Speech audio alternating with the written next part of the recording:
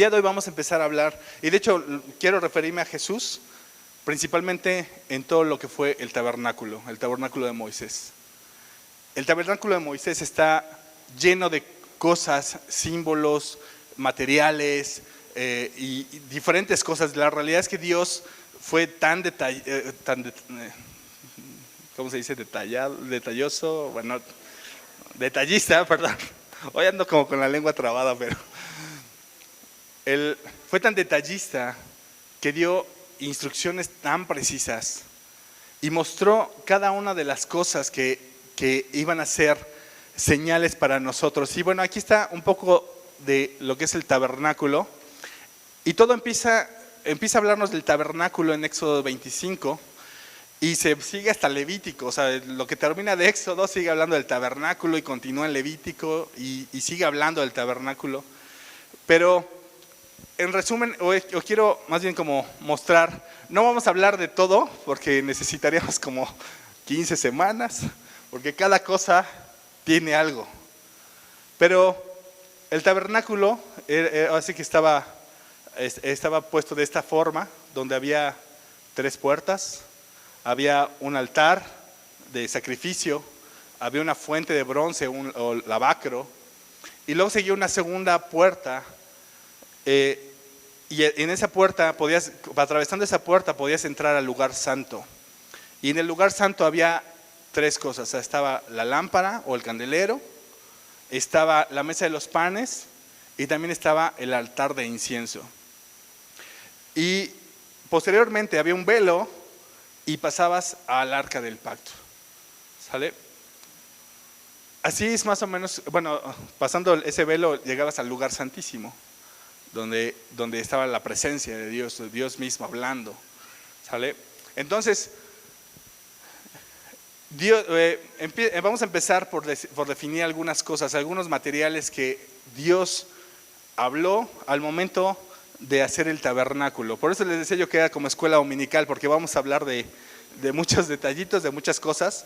En la escuela dominical normalmente nos explicaban y era de oro y no sé, y era de madera y el arca, ¿no? Y ya sabes, y tuvo tales dimensiones. Esta vez va a ser algo similar. Hoy vamos a ver algunas cosas que como en la escuela dominical.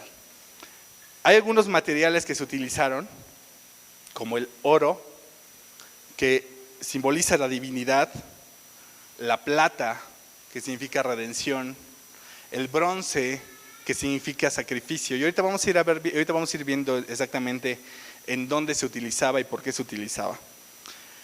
Estos materiales, por ejemplo el oro, la plata y el bronce, los 3 juntos, y hablamos de los 3 juntos como metales, hablan de Jesucristo mismo.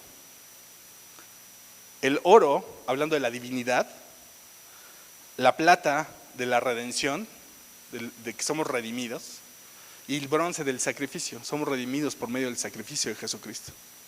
Si se dan cuenta, aquí empieza lo interesante. Empezamos con 3 materiales, 3 metales que nos revelan a Jesucristo. Empieza a mostrarnos Dios que de quien empezaba a hablar o de quien hablaba era de Jesucristo.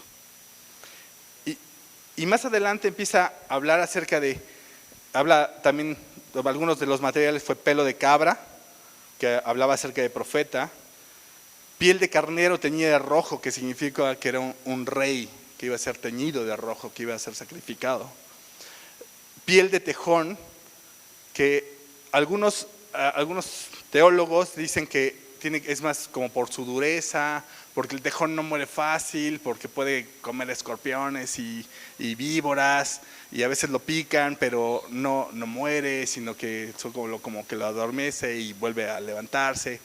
Pero hay una parte que a mí me llama la atención. Hay algunos teólogos que dicen que más bien es porque la piel de tejón no es bella.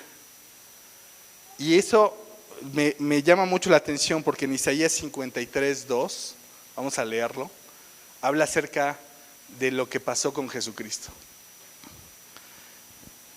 Isaías 53:2, si lo puedes poner, Uzi. Dice, subirá, voy a esperar para que lo leamos todos juntos. En la versión Reina Valera, si la tienes, por favor. Ok. Y subirá cual renuevo delante de él, y como raíz de la tierra seca, no hay parecer en él, ni hermosura. Verlo, perdón, a ver, voy a leer aquí. Dice, subirá cual renuevo delante de él, y como raíz de tierra seca. No hay parecer en él, ni hermosura. Le veremos, mas sin atractivo para que lo deseemos. Despreciado y desechado entre los hombres, varón de dolores, experimentado en quebranto, y como que escondimos de él el rostro, fue menospreciado y no lo estimamos. Ciertamente llevó él nuestras enfermedades y sufrió nuestros dolores, y nosotros le tuvimos por azotado, por herido de Dios y abatido. Mas él herido fue por nuestras rebeliones, molido por nuestros pecados. El castigo de nuestra paz fue sobre él, y por su llaga fuimos nosotros curados. Esta parte habla de Jesús, ¿sabes? Cuando fue molido, no había hermosura en él. Cuando fue golpeado y azotado, llegó un punto en el que era irreconocible, no había hermosura en él. Y entonces yo me inclino más, no sé si sé la parte, lo correcto en teología, pero yo me inclino más a que la piel de tejón refleja esto. Cómo Jesús fue molido por nosotros y no hubo hermosura en él, porque pagó por nosotros. Y luego más adelante habla de madera de acacia. También en el tabernáculo también se utilizó madera de acacia. La madera que representa el cuerpo, y la acacia representa lo incorruptible. Un cuerpo de Dios, un cuerpo de Cristo incorruptible. ¿Se dan cuenta cómo todos los materiales siguen revelando a Jesucristo? Luego habla acerca de aceite para la lámpara, que significa la unción, y especies, que significa adoración. Y luego onice, que para el efod, como pectoral que utilizaban los sacerdotes, que en ellos se grababa los nombres, se grababan nombres, que es algo así como un sello. Y sabes, estos fueron algunos de los materiales que se utilizaron. Y me llama mucho la atención, o más bien quise hablar de todo esto, porque en realidad con los materiales, solamente con los materiales que se utilizan en el tabernáculo, ponle el anterior, los materiales que se utilizan en el tabernáculo nos muestran cómo Dios todo el tiempo nos quiso hablar de Jesús, o quería hablarle al pueblo de Israel de Jesús. Quería mostrarnos a Jesucristo, quería mostrarles a Jesucristo, y nos lo sigue mostrando. O sea, el tabernáculo, tal vez uno puede decir, no, pero el tabernáculo ya fue, eso es del Antiguo Testamento y todo. Sin embargo, podemos darnos cuenta de que hay muchas cosas que pasan en el tabernáculo. Yo lo platicaba con mi esposa hace unos días, no sé si anda por ahí, pero platicaba yo con ella y le decía yo, a mí me sorprende cómo Dios nos sigue mostrando en el tabernáculo todo lo que tenemos que pasar en nuestra vida cristiana. Nos sigue mostrando los pasos que vamos siguiendo para poder alcanzar o para poder llegar a la presencia del Dios mismo, ¿no? Y luego dice, Dios da instrucciones de los colores de las puertas. Aquí pongan mucha atención, porque los colores de las puertas tiene mucho que ver. Ahora sí, dale a la siguiente. Los colores de las puertas, fíjate, era púrpura, que significa Jesús es rey. Y eso lo revela en Mateo. O sea, nos muestra, había 4 pilares en la puerta, si se dan cuenta es esa, donde dice el camino. Esa es la primera puerta. Tiene 4 pilares que los teólogos dicen que los 4 pilares son los evangelios: Mateo, Marcos, Lucas y Juan. Es importante todo esto porque todos estos 4 evangelios nos hablan de Jesucristo, nos revelan a Jesucristo. Entonces, las telas eran púrpura, que representaba a Jesús el Rey; carmesí, Jesús Salvador; el lino blanco, Jesús santo, y el azul, Jesús el Hijo de Dios. Pero vamos a verlo en la Biblia, vamos a ver lo que dice. Jesús el Rey en el púrpura. Vamos a ver Mateo 1:1. El púrpura, al hablarnos de que Jesús es Rey, nos habla literalmente de realeza. Y dice Mateo 1:1.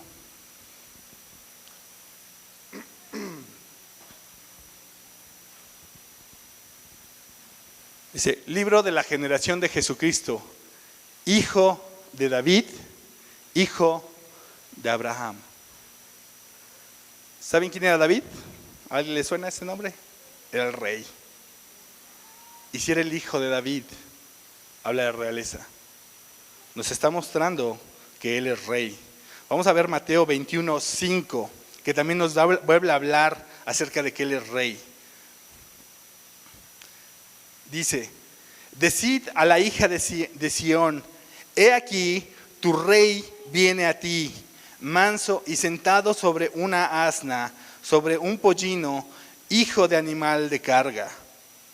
¿Te das cuenta quién dice? He aquí tu rey viene. Nos sigue mostrando a Jesucristo rey. Hace no mucho yo platicaba con los jóvenes. Tal vez esto no tiene como nada que ver con el tabernáculo, pero sí quiero decirles esto, porque es algo muy interesante. ¿Sabes? Cuando Jesucristo fue crucificado, él al estar en el madero, ahí crucificado, con dos hombres al lado, yo le explicaba a los jóvenes que uno renegaba de Cristo, que mostraba cómo es la humanidad y cómo es los que son enemigos de Dios. Y le dice, si eres Dios, a ver, bájate del madero. Pero el otro, en la condición de Jesucristo, fíjate, piensa en esto, la condición de Jesucristo, estaba en un madero desfigurado por los golpes, y él pudo ver al rey y dijo, acuérdate de mí cuando estés en tu reino. Y Jesús le dijo, hoy cenarás conmigo, hoy estarás conmigo en el cielo. Y él hablaba, Jesucristo cuando estaba diciendo esto, él le explicaba a los jóvenes, estaba diciendo, yo soy el rey. Él estaba hablando, en esa condición, él estaba diciendo, yo soy el rey. Es sorprendente, a mí de verdad me llama mucho la atención, siempre digo, me vuelan los sesos porque es algo que sobrepasa mi entendimiento. Como hay momentos en que uno puede ver a Jesucristo y te revela al Rey. No sé si a ustedes les sorprende, pero a mí de manera particular sí. Y luego viene otro color que es el carmesí. El carmesí, Jesús Salvador, y eso nos habla acerca de su sangre. Nos habla acerca de lo que Él pagó. Eso lo vemos en Isaías 42. Que bueno, no lo vamos a leer porque está un poquito largo. Y falta mucho por ver. Luego habla también del lino blanco. Habla acerca de la santidad de Jesús perfecto. Eso lo vemos en Lucas 3, 23 al 38. Habla acerca de su ascendencia divina. Y sabes, habla, este libro de Lucas, ahí en Lucas 3, 23 al 38, habla acerca de cómo fueron las generaciones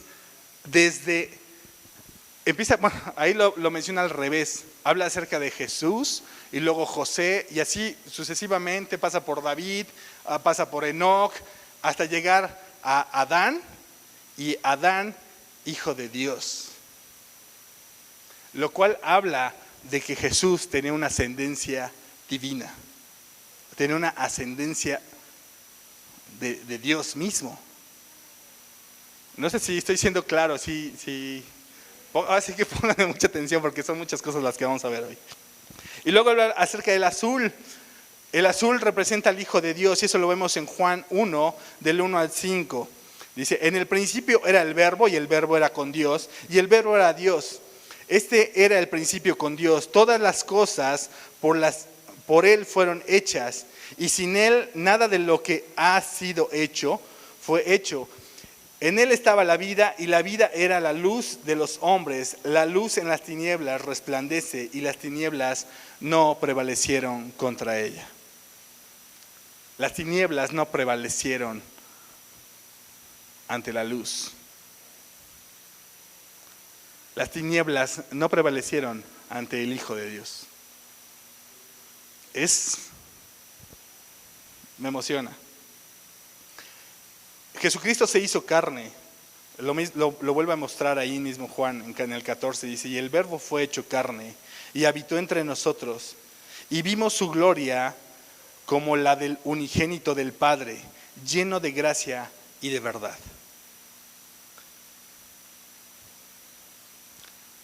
Esos eran los colores que estaban en la puerta, la primer puerta.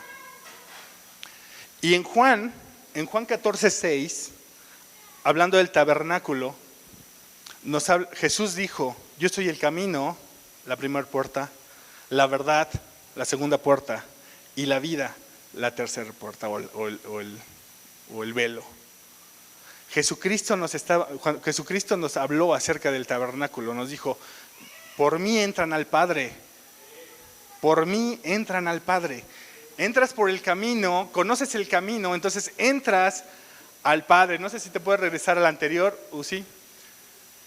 Entras por la primera puerta, existe esa revelación de Jesucristo, y entonces entras al altar de sacrificio. Y en el altar de sacrificio, ¿qué crees que sucedía? Muerte. ¿No? En el altar de sacrificio es algo que es importante mencionar. No podemos entrar al Padre, no podemos atravesar todo y llegar al arca del pacto, no podemos llegar a la presencia del Padre si no hay muerte, si no has muerto. Pero ¿cómo sucede esta muerte? ¿Cómo actualmente, en aquel entonces, bueno, se mataba un animal y se derramaba la sangre, se encendía y así que era quemado, inmolado, ¿no? Entonces, pero ahora ¿cómo podemos experimentar esa muerte? En Vida Cristiana, en conjunto lo hacemos los días miércoles a las 6 de la mañana, en oración. Ahí es como empiezas a morir a ti mismo. Cuando te levantas temprano, empiezas a matar tu carne. Cuando empiezas a buscar de Dios. Cuando empiezas a decir, no soy nada sin ti. Tú eres el primero. Tú eres lo único. Al principio lo vas a hacer por repetición, pero va a llegar un punto en que tu carne, en que todo tu ser muere a tal grado de que te das cuenta de que Jesucristo es el centro de todo. Hoy cantábamos, se trata de ti, se trata de ti. Cuando mueres, cuando doblegas tu carne, cuando matas tu carne, cuando matas lo que es más importante para ti que Jesucristo, porque hay muchas cosas que pueden ser más importantes que Jesucristo. A veces uno no lo analiza, sin embargo hay muchas cosas que pueden ser más importantes que Jesucristo en tu vida, pero sí tienes que frenar y detener y ponerte a pensar en eso. Hay personas que de repente, yo lo he dicho algunas veces, se quedan ciegos por su mujer o por su esposo y dicen, es que no voy a hacer nada sin él o no voy a hacer nada sin ella. Perdóname, si no tuvieras a Jesucristo, entonces sí no serías nada. Con Jesucristo tienes todo. O luego a veces es por tus hijos, no, pero es que mis hijos, o sea, mis hijos. Uno como quiera, pero las criaturas, ¿no? Pero no, tus hijos no son más importantes que Dios. Tus hijos no son más importantes. Tus riquezas no son más importantes. Si cualquier cosa es más importante que Dios, necesitas morir, necesitas ir delante de Dios en oración y ir matando tu carne matando tu yo, matando todo lo que sea más importante. Y fíjate, en Salmos 61, 1 y 2 dice: Dios, Dios mío eres tú, de madrugada te buscaré. Mi alma tiene sed de ti, mi carne te anhela, en tierra seca y árida donde no hay aguas, para ver tu poder y tu gloria, así como te he mirado en el santuario.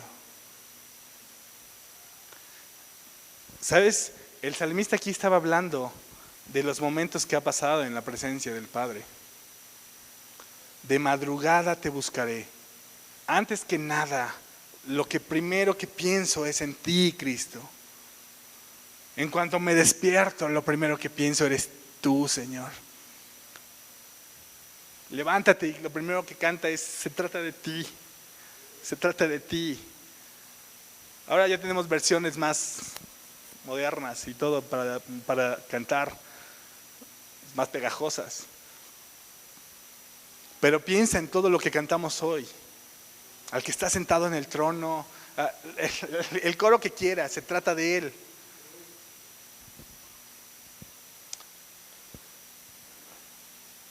En la oración hay quebrantamiento, pero también hay avivamiento. Morir a la carne, a los bienes, a los hijos, a tu padre, a todo esto, eso es algo de lo que tenemos que hacer. En Juan 13:10 dice: Jesús les dijo, el que está lavado, perdón, me estaba brincando. Una vez que has pasado el sacrificio, los sacerdotes pasaban a la fuente de bronce o al lavacro. En aquel entonces se lavaban las manos y se lavaban los pies para poder entrar al lugar santo. Pero fíjate lo que dice en Juan 13:10, dice: Jesús les dijo, el que está lavado no necesita sino lavarse los pies, pues está todo limpio y vosotros limpios estáis, aunque no todos. La fuente o el lavacro nos mostraba que se lavaban las manos, que las manos representan tus obras, y se lavaban los pies, que representa tu andar. Actualmente ya no vivimos por obras.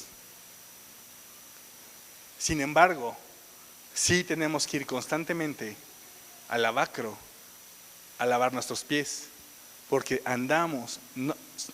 estamos en el mundo, mas no pertenecemos al mundo. Es lo que dice la palabra. Entonces nuestro andar tiene que ser lavado constantemente. ¿Sí me estoy siendo claro? Les dije que era escuela dominical.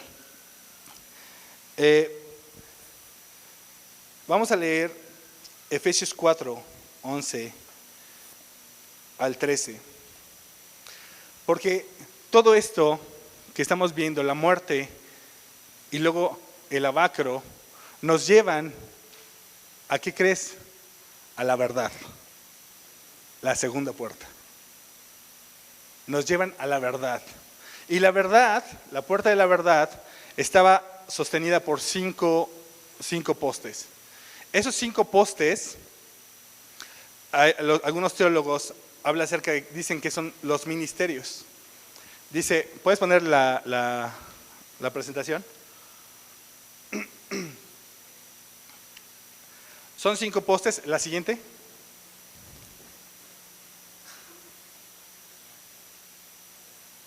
Y esto es lo que nos dice, les repito, eso es lo que dicen algunos teólogos. Los 5 postes representan a los ministerios de la iglesia. Hay algunos que son apóstoles, otros profetas, otros evangelistas, otros pastores y otros maestros. A mí esto lo vi hace tiempo, o hace no mucho me explicaron este asunto de los ministerios de una manera muy práctica.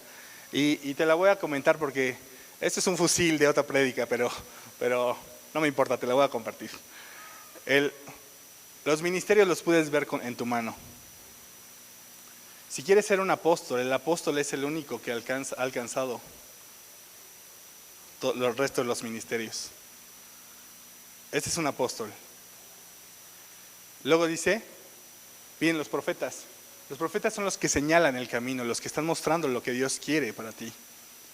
Luego vienen los evangelistas. Es el dedo más largo. ¿Por qué? Porque es el dedo que alcanza. Es impresionante, ¿no? La verdad es que es una manera muy sencilla de mostrarlo. Luego vienen los pastores, que es la parte que cobija, la parte que abriga. Y al final vienen los maestros. Esto ayer se los explicaba a los jóvenes. A veces el maestro no es la parte más dulce de los ministerios, porque ¿sabes por qué? Porque es la que te enseña, es el que te enseña. Y duele, la enseñanza duele, pero te forma. Ayer se lo decía a los jóvenes, te forma, te da carácter y te hace un hombre. Les decía yo, a los hombres los hace hombres. Les decía yo, cuando los reyes o la gente principal mandaba a sus hijos con un maestro, se los entregaba con todo y pompis, y cuando no aprendía, ¡fum! Así no se hace, mijo. Bueno, no le decía mijo, pero a lo mejor sí era norteño tal vez, ¿no? Mijo, le daba su nalgada ahí. ¿Cómo no? Para que aprenda, ¿no? Se las comparto, es una manera que vi de ver los ministerios. Pero bueno, no me quiero salir. Entonces, pasaban esa segunda puerta, que es la verdad, y encontraban tres cosas en la anterior, por favor. Encontraban tres cosas, que era la lámpara o el candelero, encontraban la mesa de los panes y encontraban también el altar de incienso. Pero hablando de los ministerios y hablando de los postes que estaban en la puerta, quiero mencionarte algunas cosas importantes acerca de los postes. Vete a la tercera, por favor. Esto, ponle mucha atención porque tiene mucho jugo. Les repito, para hablar del tabernáculo, la realidad es que tendríamos que tener como 15 prédicas, pero cada uno de los postes, el tabernáculo como tal se componía de 60 postes, lo cual el número 6 representa al hombre, el número 10 representa mandato o responsabilidad. ¿Sabes qué es lo que había en el tabernáculo? Los 60 postes, lo que significaban: un hombre que cargó nuestra responsabilidad. Sigue hablando de Jesucristo. Los 60 postes representaban Jesucristo cargando nuestra responsabilidad, lo que nosotros teníamos que pagar. Y esos postes estaban, ¿se acuerdan que les decía? De madera de acacia. La madera representa el cuerpo y la acacia incorruptible, porque sabes que Jesucristo, el cuerpo de Jesucristo no conoció corrupción, no tuvo. Jesucristo resucitó, no se quedó en la tumba, no se pudrió, su cuerpo no fue corrompido. Y la parte alta representa la plata. ¿Recuerdan lo que representaba la plata? ¿Alguien se acuerda? Redención. Y el bronce, la parte de abajo, tenía bronce, era una base de bronce que significaba el sacrificio. Y estaba sostenido por una cuerda de pelo de cabra, que el pelo de cabra, cuando vemos la Biblia, cuando habla acerca del macho cabrío, representa pecado. Y estaba clavado con una estaca de bronce a la mitad, que representaba el sacrificio de Jesucristo. Cuando Jesucristo fue sepultado, pero era la mitad, porque la muerte no lo pudo contener y resucitó. Es impresionante, el evangelio está aquí. Todo el evangelio está representado en un poste. Ustedes díganme si no Dios es un Dios, híjole, que cuidaba los detalles. Es impresionante. La verdad es que cuando yo estaba viendo todo esto dije, ay Señor, todo el evangelio nunca me lo hubiera imaginado en un poste. ¿Sí o no está muy interesante? Solo a alguien le parece interesante. No, no es cierto, ya sé que a varios les está haciendo interesante esto. Y solamente hablando del tabernáculo, solamente me he querido detener en tres partes. ¿Recuerdan los colores, los postes y en la mesa de los panes? También al pasar al lugar santo, encontrábamos el candelero o la lámpara, que le ponían aceite con especies y bueno, tenía un pabilo y la mantenían encendida. El candelero representa a Jesucristo también, iluminando, brillando, o sea, resaltando sobre la oscuridad. Y es algo que la verdad a mí me da mucho gusto. Hay muchas partes en la Biblia, en Ezequiel, en Jeremías, en Salmos, en Proverbios, hablan acerca de la luz de Jesucristo, hablan acerca de la lámpara. Pero después hablaremos de eso. Hoy quiero hablar de la mesa de los panes. Y quiero hablar de la mesa de los panes porque la próxima semana hay Santa Cena. Y yo quería hablar un poquito más acerca de Jesucristo y de su cuerpo. En la mesa de los panes podemos ver que nos revela tres cosas importantes. Una es la palabra de Dios. La mesa de los panes nos revelan la palabra de Dios, nuestro alimento espiritual, o sea, donde quedamos satisfechos. Nos representan el pan de vida, Jesucristo, que llena todo nuestro ser. Y en tercer punto nos revela la cena, la Santa Cena, la Cena del Señor. Esos panes tenían que ser panes sin levadura. Esos panes sin levadura representan a Jesucristo. La levadura era el pecado. Los panes sin levadura representan el cuerpo de Cristo sin pecado. Alguien que no conoce pecado. La Santa Cena es algo que tenemos, es una celebración que tenemos como cristianos, que debemos ponerle mucha atención. Nos revela muchas cosas. Ahora que he tenido la oportunidad de compartir con ustedes la Santa Cena y que les he podido hablar un poco acerca de la Santa Cena, yo les puedo decir que es algo que deberían leerlo constantemente y se van a dar cuenta de que Dios te revela cosas todo el tiempo. A mí me ha sorprendido con muchas cosas, revelaciones que yo nunca me había puesto, no había detenido a pensar. Pero podemos ver cómo Dios, ahí en 1 Corintios 11, nos habla acerca de cómo Jesucristo, dice, y habiendo dado gracias, lo partió. Habla acerca de los panes. ¿Sabes? Los sacerdotes partían el pan para comerlo.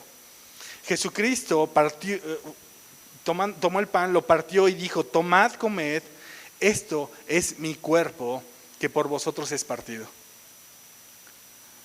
Jesucristo estaba desde aquí, desde el tabernáculo, nos estaba hablando acerca de que Jesucristo iba a ser partido, su cuerpo iba a ser molido por nosotros.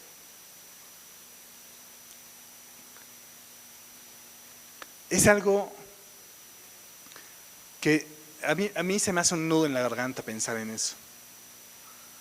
Pensar cómo Jesucristo, cómo Dios mismo, desde mucho antes de Jesucristo, Él ya nos estaba diciendo: voy a enviar a alguien que va a ser partido por ustedes, alguien que va a pagar por ustedes.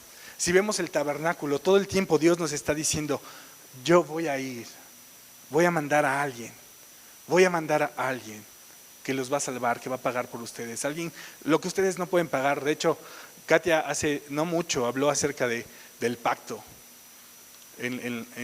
con las mujeres y sabes, ella mencionó algo que a los dos nos causó un increíble impacto, un pacto que solamente Dios podía cumplir, que nosotros no podíamos cumplir.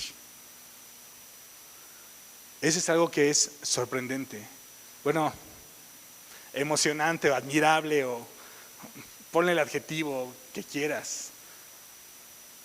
Dios nos estaba hablando de Jesucristo, nos estaba hablando de su sacrificio.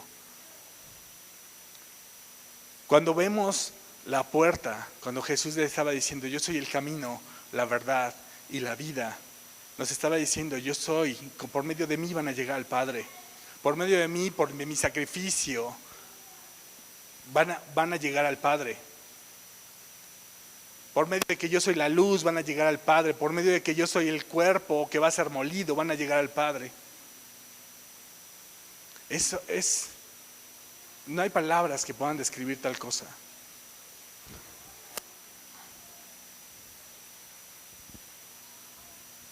Luego dice, así pues, todas las veces que comieres este pan y bebieres esta copa, la muerte del Señor anunciáis hasta que Él venga. Todas las veces que comieres este pan y bebieres esta copa, ¿qué anuncias? La muerte del Señor. Cada vez que pruebes la Santa Cena, piensa en que Él fue molido por ti. Él fue quien pagó lo que tú merecías, lo que yo merecía. Él lo pagó. Él fue molido, fue quebrantado su cuerpo. Lo veíamos en Isaías, hasta que no hubo belleza en Él. Hasta que no hubo belleza en Él. No sé cuántos golpes pudieran haber sido, pero imagínatelo. ¿Cuántos golpes pudieron haber sido para que no hubiera nada reconocible de Él? Es impresionante. ¿Cuánto tiempo me queda? Sí me queda todavía poquito. Ahora, en la mesa de los panes también pasaba algo, ¿sabes? Lo siguiente era el altar de incienso. El incienso significa la alabanza, la presencia de Dios mismo. Imagínate la mesa de los panes, el cuerpo de Cristo, cuando nosotros estamos participando de Él, llenados del aroma de Cristo. Imagínate los panes, los sacerdotes que estaban ahí, los panes cuando los partían y los comían, los panes ya estaban impregnados de ese altar, ya estaban llenos de la presencia del Espíritu Santo. Y eso es algo que nosotros celebramos mes con mes. Cuando partimos ese pan y bebemos esa copa, podemos estar impregnados de la presencia del Espíritu Santo. Qué hermoso, ¿no? Es como un perfume, imagínenselo, el incienso que es adoración. Cuando nosotros cantamos y a veces cantamos, yo quise mostrar este asunto del tabernáculo y mostrar a Jesús, porque a veces no sabemos bien lo que cantamos, pero cuando cantamos, yo quiero entrar a tu santo lugar, estás diciendo, yo quiero morir, yo quiero ser lavado, yo quiero conocer la luz, yo quiero participar de la cena del Señor y quiero ser un adorador. ¿Verdad? Cuando cantas esa simple frase, yo quiero entrar a tu santo lugar, eso es lo que estás cantando.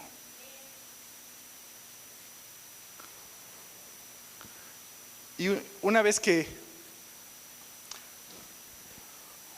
adoras, una vez que el Espíritu Santo te impregna, puedes pasar el siguiente, el velo, que es la vida. Y llegas al lugar santísimo, a la presencia del Padre. Y ayer les explicaba a los jóvenes, cuando llegas a la presencia del Padre, ya no necesitas palabras. Ya la presencia de Dios te llena tanto, te invade tanto, que no necesitas decir nada. Y sabes, todo el tabernáculo nos habla de Cristo.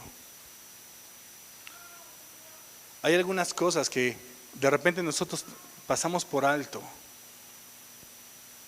Esto es básico, esto es algo que debes saber y que debes conocer de Dios. Sabes de la primera puerta del camino, de la segunda puerta, la verdad, donde están los ministerios. Pero hay algo que es importante en los ministerios, ¿sabes? La Biblia dice que cuando tú estés trabajando en un ministerio, es más, no lo voy a decir yo, mejor vamos a leerlo.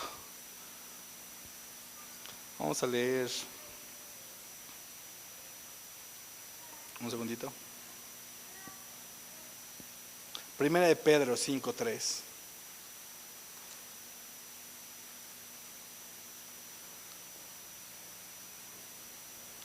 Eso me lo brinqué en la segunda puerta cuando hablamos de la verdad. Dice, y no como teniendo señorío sobre las heredades del Señor, sino siendo desechados de la grey. No, pero lo pones en la versión Reina. Bueno.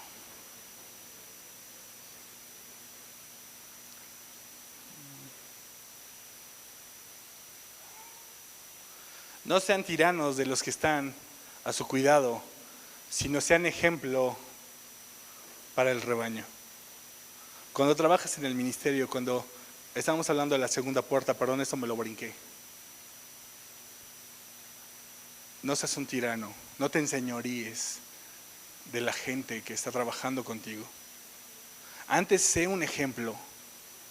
Tu ministerio tiene que ser un ejemplo de lo que Dios quiere en la iglesia. ¿Sí? Es importante que cuando trabajas en el ministerio, cuando trabajamos en el ministerio, nunca perdamos de vista estas cosas. Todo el tabernáculo nos revela muchas cosas.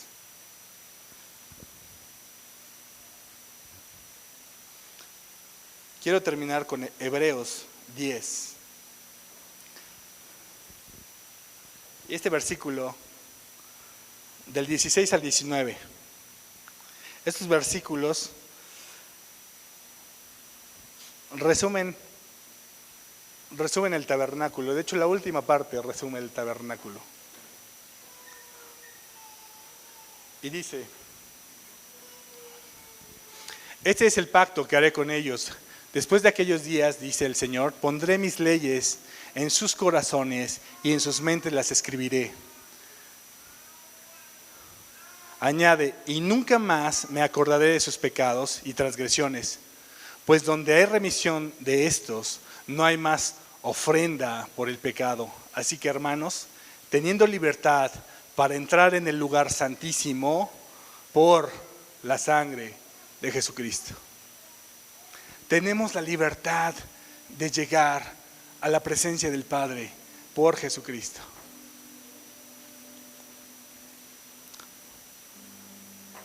Les repito, hoy es un poco complicado resumir todo lo que significa el tabernáculo, todo lo que habla acerca del tabernáculo, pero creo que aquí se resume perfecto.